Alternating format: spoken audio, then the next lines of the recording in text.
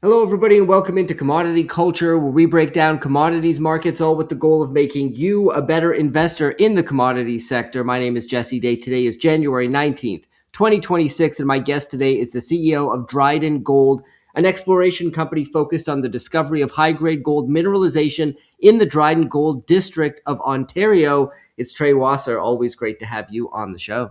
Hey, Jesse, thanks for having me. And what a day to be chatting as gold reaching new all-time highs as we speak. Now, you recently published a fantastic article on your Substack titled The Secular Bull Market in Precious Metals. I want to read a quote. You said, "Cyclical factors that have always affected gold prices combined with long-term structural events are merging in real time. They are converging on the world economies in tectonic fashion, creating a structural and fundamental background that supports a secular case for owning gold and silver for the foreseeable future." So walk us through these cyclical factors and structural events and how they are combining to drive the gold market today. Sure, Jesse. Secular markets are very rare. As a young stockbroker, I came in, started at Merrill Lynch in 1982 when interest rates were 15%, and actually participated and witnessed a 40-year bull market in bonds. And again, I think that's where we are in the precious metals market these days. And you can just kind of look at these structurals. If you have noticed, some of the typical cyclical factors that historically have controlled precious metals prices have either broken down or they're being altered or overridden by some other factors. I mean, real interest rates are still high, and I don't really think dropping at all. And yet gold has risen in the last 2 years from 2,000 to 4,700 about today. And also gold's risen despite a strong stock market the last 2 years. I mean, these are two things that normally would restrict gold going up. So there are some long-term structural changes such as de-dollarization, which we talk about a lot, deglobalization, institutional shifting of assets, and technological advances that are having a direct impact on precious metal prices. So let's break it down a little bit. De-dollarization has been a theme going on for the past decade, but it really accelerated in 2022 when the U.S. levied, or the world really, levied sanctions on Russian assets. The whole world took notice of that, and central banks began to shift and really accelerate their move from U.S. treasuries to gold. And now in 2025 and going into 2026, tariff policies are now exasperating that. You have the BRICS nations are getting more comfortable trading amongst themselves in their own currencies. China is amassing a huge gold position to advance non-dollar trading even further. And now we see Japan as throwing in the towel on their zero interest rate policy, and so they're starting to repatriate capital as those dollars that have traditionally been in U.S. Treasuries can go home now and actually earn a decent return. China and Japan were historically two of the largest buyers of U.S. Treasuries. So now deglobalization is also really accelerating and driving gold prices. Geopolitics has always been a factor in driving gold prices. You have a war breaks out and gold prices spike, and then things settle down, and most of those gains are quickly given back. But geopolitics today is different. The war in Ukraine drags on. The U.S. now moving on Venezuela, now Greenland, and then likely Cuba. The Trump administration is clearly set on securing the Western Hemisphere, whatever that means. Iran is in turmoil. The Middle East landscaping is shifting. political strife within the U.S. even is accelerating. So and immigration, of course, has been a big factor in that. That's something that it isn't just a U.S. issue. Europe has their own problems with that as well. So and if you think about it in that bond market I talked about, the 40-year, what we had at the beginning of that, and about the first within the first decade, whereas the Berlin Wall came down, the Soviet Union, this is all around 89 to 91, the Soviet Union broke up. There was what George H.W. Bush called the peace dividend, and it was exactly the opposite of that. Drove interest rates down. Now we have just the opposite, and it's driving gold and precious metals higher. So that's that really, I think, are the two main themes to look at that do not seem to be changing anytime soon. Well, you mentioned de-dollarization, but you also wrote that we should beware of anyone calling for the collapse of the US dollar. This is a narrative we hear a lot out there, including from some guests on this show as well. Why, in your view, is the death of the dollar greatly exaggerated? Let me first say, Jesse, that I have tremendous respect for all those out there that I called in my piece the gold pundits, of which I am one. I read many of them and consider many close friends and certainly business associates. Rick Rule and Eric Sprott were instrumental in the success of my last company, Ely Gold Royalties. Andy Schechtman is a close personal friend who I've done business with for over the last 15 years, stacking gold and silver. And on a daily basis, I subscribe and read Metals and Mining, QTR, Macro Butler, XRP, Manchester. Those are daily reads for me. And so I don't mean any disrespect. I think, like me, they have PMS, precious metal strategy. So, but look, this is simply a case of arithmetic, Jesse. Daily FX market transactions total $8 to $9 trillion. The US dollar makes up 90% of all daily FX transactions. This is all worldwide business commerce, agriculture, debt, equity, futures and trading, central bank activity, everything. So 1 out of every 10 business transactions worldwide involve the US dollar. And to put this into perspective, in non-dollar related transactions, the Chinese yuan trades about 850 billion. The euro trades about 700 billion. The yen trades about 650 billion. Stablecoin daily volume, which, while growing, last year was 122 billion. The value of gold traded on a daily basis is estimated at about 350 billion, but that includes futures trading, which is and ETFs. Physical gold is closer to 125 billion. So to replace the U.S. dollar or revert to 100% gold standard would take about $300,000 gold prices. So a total collapse of the gold would just mean a total collapse of worldwide commerce as we know it. There is no substitute here. For the U.S. dollar, you mean, right? But for the U.S. dollar, right. I mean, there's just nothing that comes close to being able to provide that kind of liquidity that, when, again, call it a reserve currency. I'm not saying it's not going to devalue, but,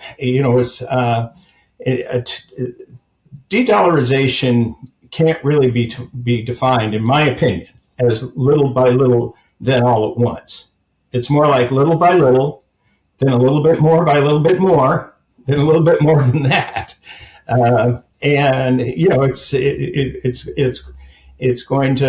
going to continue to see the dollar. Other things work in, but as far as just all of a sudden we wake up one day and the dollar is gone, can't happen. Well, talk to us about the shift in big money now moving towards the gold space and its implications for the market. You've spoken before about Basel III banks front running the gold trade, and Tether expanding its position in the gold market as well as gold-backed stable coins. Break this all down for us and what its implications are. Well, look, as I look at last year, and spectacular rise, like 65% move in the price of gold. And let me say, when I talk about gold, I mean precious metals. I mean silver is. I'll say, I don't want to say gold and silver every time, and silver has its own additional stories, right? But I really mean precious metals when I say gold. But gold is certainly the main thing that's going to be used at central banks and reserves and stuff. And so, the Basel III making gold a tier one liquid asset, a high quality liquid asset, which happened in July last year, was a major happening. It did quite a few things for the gold market. I mean, first of all, it now allows banks to put money, their reserve money into gold, and that's physical allocated gold, not futures or other contracts. So consequently, what that did all at once is it made allocated gold more valuable, and it made futures contracts riskier.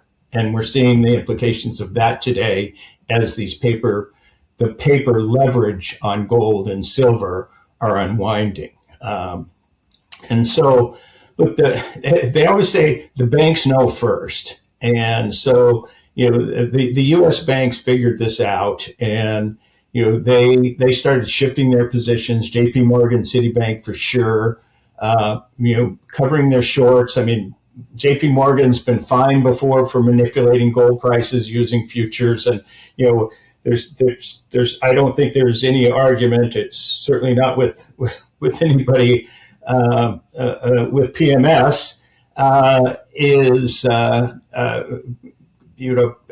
going to deny that the futures market and the heavy leverage there has been used to suppress gold and precious metal prices for decades. J.P. Morgan was fined for doing it more than once, as were other large banks. But the U.S. banks got the message, and they covered and went long.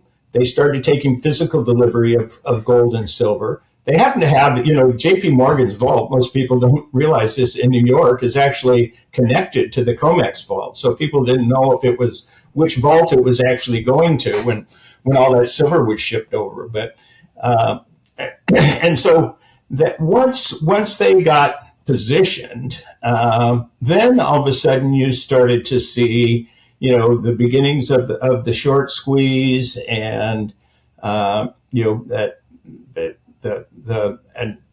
suddenly the banks started raising their targets for gold. They started, then we had Morgan Stanley, Mike Wilson come out and change the allocation for gold. Actually, the J.P. Morgan started putting people into gold late 24, early 25, knowing what was going on here. So that allocation has already shifted. And so now with these new allocations, you have even the passive investing accounts are adding fuel to the gold fire, and on top of that, now as a high quality liquid asset, that's also drives investment decisions for your insurance companies and their reserve accounts, also for sovereign and endowment funds.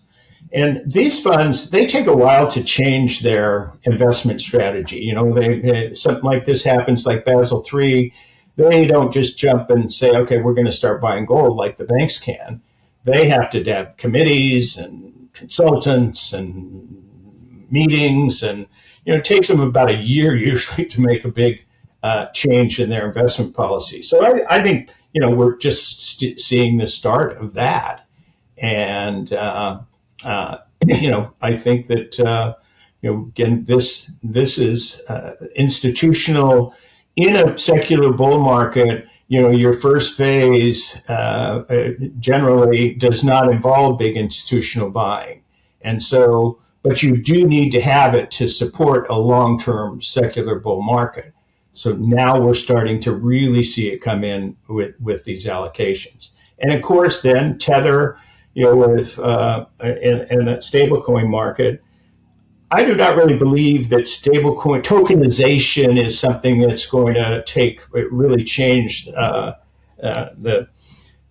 gold landscape in the near term. The problem with tokenization, it might be okay for stocks, which are just a promise of a company anyway, and some other assets, but with gold, it's just another paper contract, really. It might be digital, and I think I maybe make too much light of it, but I think you have counterparty risk when in tokenization. However, the stablecoin market is a great business for Tether, and they're very profitable, and they're very interested in owning gold, and have not only amassed a huge position in the gold market. I think they're one of the largest independent owner of gold now.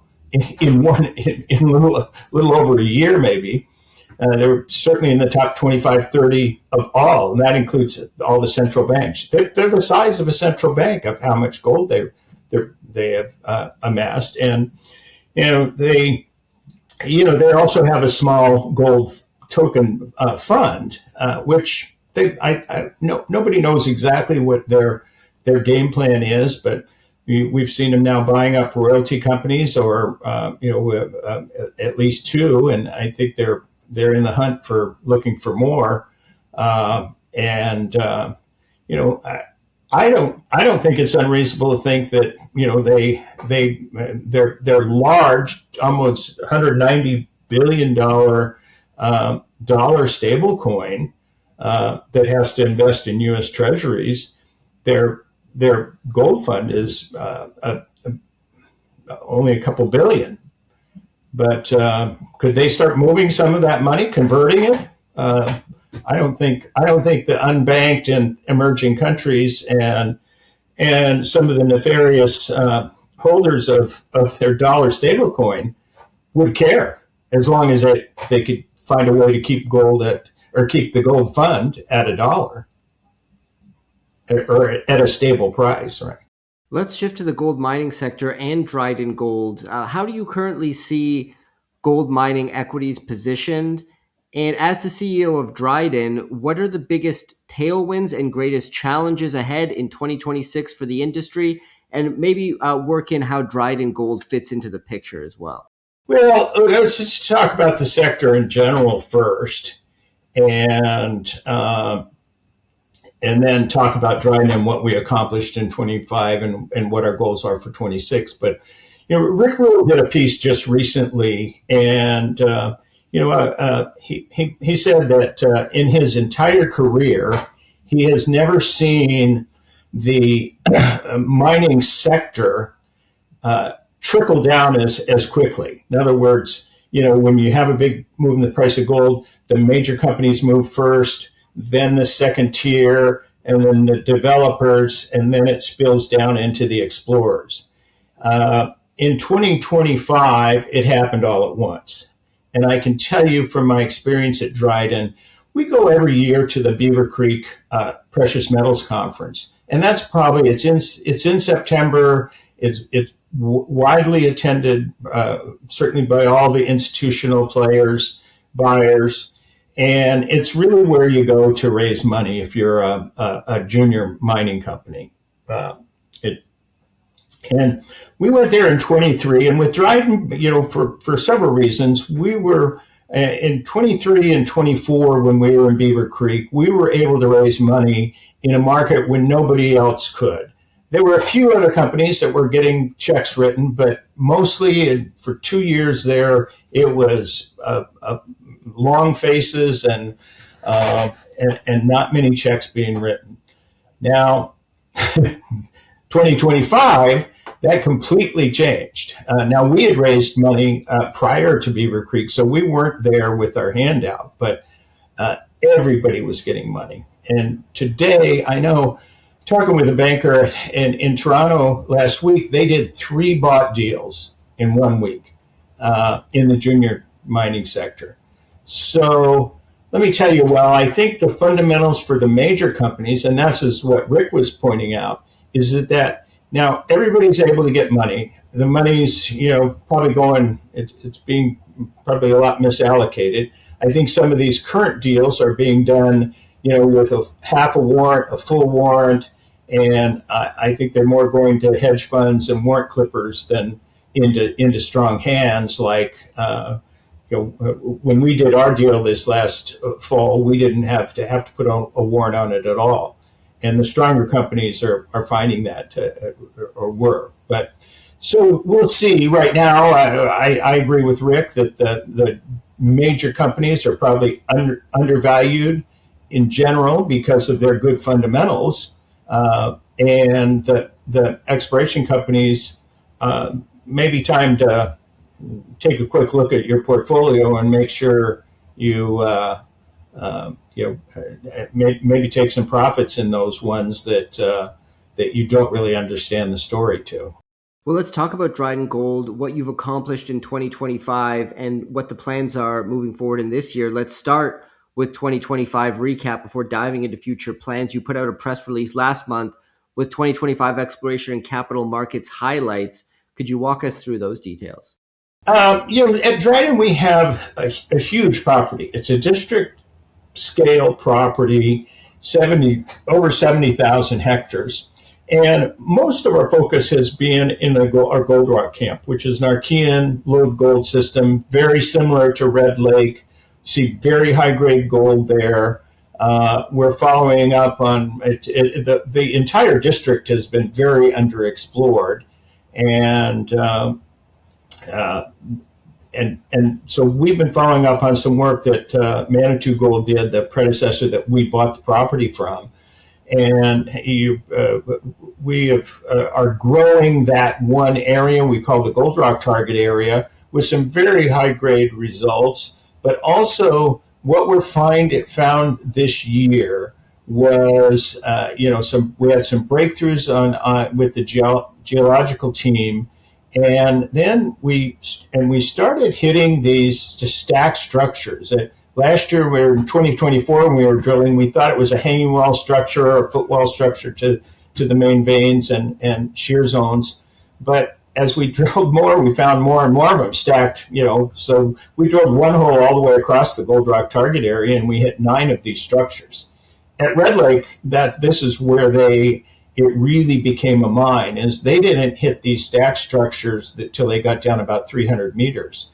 And they were mining down on a single structure, and then all of a sudden hit these hanging walls, and there was one after another. They had 10 of them there, and now those didn't come to surface, just like ours don't. So again, it's done is expanded into what we thought were was about a kilometer square area with just one or with 3 separate vein structures. It's now looking like it's just filling in with some very high-grade structures that don't come to surface. So we're very excited about that expanding Gold Rock in that one target area, but we also want to show that we can find more of these areas in the Gold Rock camp. Again, similar to Red Lake, where you had the Red Lake mine, the Coconut mine, and the Campbell mine, it's like Red Lake Campbell Coconut, all within about an 8 kilometer strike. And so we had a target up north we called Mud Lake, and we went up there and made a new discovery. And what we're really excited about is getting back up there this year, because what we found is that the shear structure that we believe to be the Aurora structure, which this is 2 kilometers north, it actually bends up there, it folds, and at the apex of the fold, we couldn't drill there because of the permit didn't cover it. But where that shear structure folds, we picked up surface samples as high as 3 ounces per ton, several with 1 ounce per ton. So very excited to get back there, and we think we've got a new a new discovery there, and another Red Lake or another Gold Rock target area potential. And then on a district scale, we made discoveries at both Sheridan at the southern part of the property and Hinman on the eastern part of the property. And what's interesting about these is both Sheridan is an intrusive related, and it's would be a lower grade bulk tonnage, so we're doing some follow up work on that. Got some results that are pending very quickly here on the follow up there. And then at Hinman, we did some channel sampling and got some very good results. So we're drilling that off. Now, that's in yet a third deposit style. That's in granodiorite, very similar to NextGold's Goldland deposit. So while most of our focus in 2026 and going forward will be on that Gold Rock camp and the Gold Rock target area, we're also very excited about these because our strategic partners in Alamos and Centerra and other large companies that are watching us, they like the idea that this, could be a district with several different deposit types, similar to the Timmins camp. Well, walk us through in a little more detail your plans for 2026 and maybe highlight the main catalysts that shareholders of Dryden Gold can look forward to for the remainder of the year. Yeah, look, I don't think, we will continue to put, say 50% of our efforts into Gold Rock and of our budget. Now, we did do a nice raise, about $7.8 million closed that in October. And then at the end of the year, we had some warrants exercised that raised about another $6 million. And then Centerra did their top off. And so we've got a couple million more coming in from that. So we're very well funded for next year. And we're projecting to do a minimum of 32,000 meters of drilling. That's on top of the 25,000 that we did this year. So fully funded for that. As I say, we'll focus 50% on the Gold Rock area in that high grade Archean load gold system. And we'll continue to work on Sheridan and Hinman and property wide, following up on last year's soil till program and stuff to identify other potential regional targets and also more targets within the Gold Rock camp that show that periodicity. That we think Mud Lake is the first one, but we think we have like 20 kilometers of strike in that Gold Rock camp, and we think we'll find. We've already identified one more. We're not really talking about it too much. We've got to do some mapping down there and some permitting to really to do some drilling down there. But we should get to that this year, and just. Again, we're growing something that's a district scale.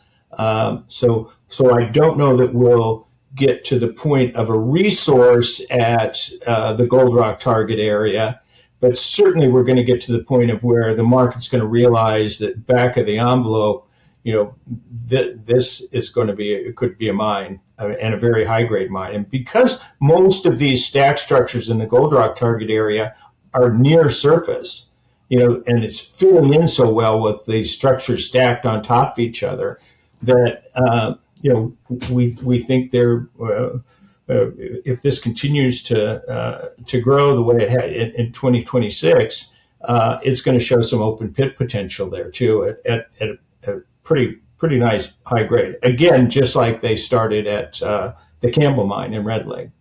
Well, we've seen some pretty decent M&A activity in the gold mining sector in 2025.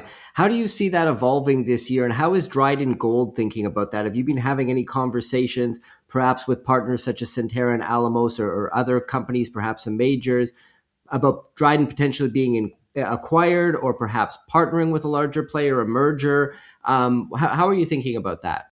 Look, our board is made up of people we're all like-minded in the same thing, is that the exit strategy, the proper exit strategy to maximize return for shareholders is through M&A. We don't we don't want to spend 10 years with the same shareholders, diluting them down while we go development, and move, try and move this thing forward. So, certainly we have Alamos is one of our largest shareholders at about 11% now. Centerra is maintaining their 9.9% position. We've signed CAs and are working, meeting with, let's say, other large players. Everybody's watching Dryden Gold because not only is this an underexplored district, but the infrastructure here is incredible. I mean, we sit the Trans-Canada Highway intersects the northern part of our property, and Highway 502 drops from the town of Dryden through the middle of our property and then skirts it all the way on the east side, going down to Fort Francis and International Falls, Minnesota. So because of that and that the access we have, the reason it's been so underexplored is because it was so densely forested. But with the paper mill, the last 40 years, a pulp mill in Dryden, actually probably longer than that, they've done a lot of forestry. Sheridan and Hinman were both clear cut.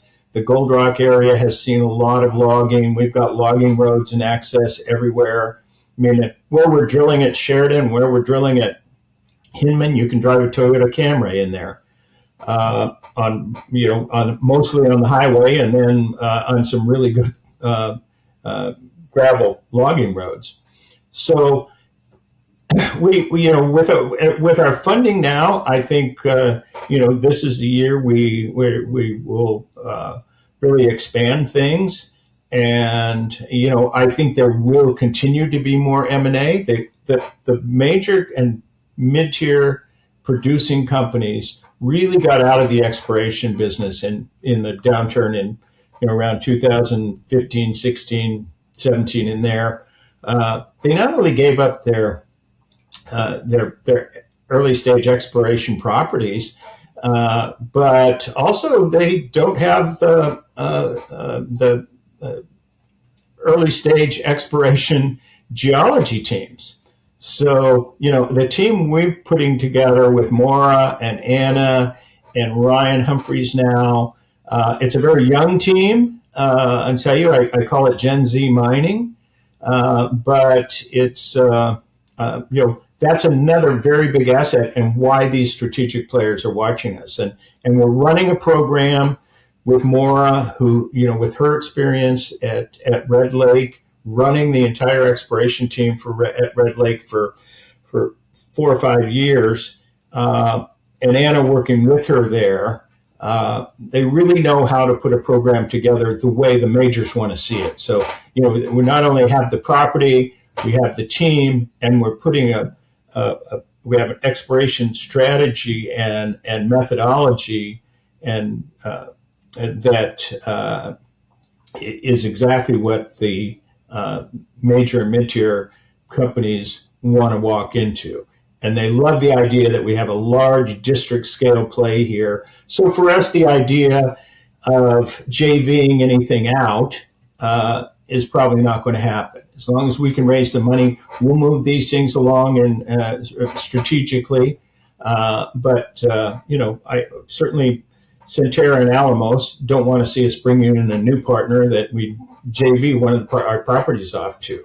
But I think if not later, certainly I think that 2027 will be a year where I think it's very likely, we have this thing pushed to the point where we exit with an M&A transaction. I'll end, as always, by opening the floor to you. Is there anything we haven't yet covered, anything you think it's important to emphasize that you think potential shareholders of Dryden Gold should be focused on? No, I think we've covered it all pretty well here. I think that, again, to keep in mind that, we are working on different properties here within the district. So, where you will, the shareholders and investors will see high grade results continue to come out of the Gold Rock camp. At Sheridan and Hinman, those are going to be longer term bulk tonnage kind of projects, and we so all of our drill results aren't always going to be that high grade, and I think that's important for people to say, okay, well, where'd this come from? But I think I think it's going to be a very exciting year. I think that as I said, I would caution everybody that the market seems to be a little frothy right now. So be careful out there, and with Dryden or anything else, don't buy it on the run, buy it on the pullbacks, and I think